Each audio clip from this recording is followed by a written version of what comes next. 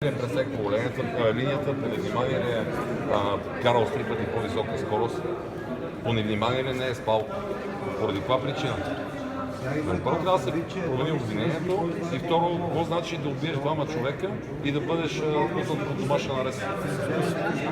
За една доза наркотици и за една кражба прибират хората в ареста и не ги пускат, а за двойно убийство го пускат на свобода. Какъв е този закон, не може да го Мислите ли, че той разберем. въобще някога ще се върне, защото предния път каза, че иска Вие да... ако сте на негово място, се върнете ли? Никога няма да се върне.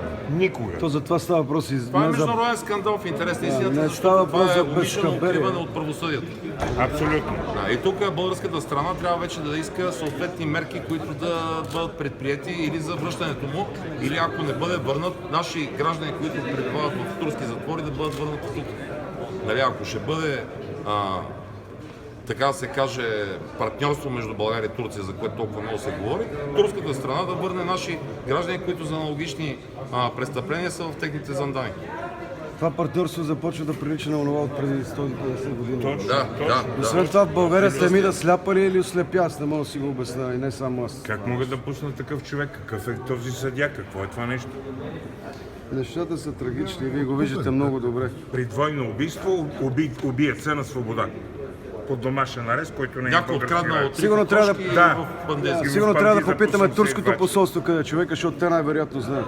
Абсолютно знаят. И трябва да го Това е питате вие. следващия протеж е пред турското посолство. Мисъл, няма да останат така нещата. Ще се бориме до край.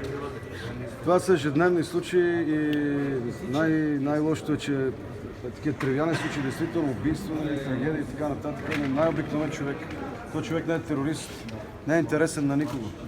А го скриха като... Да.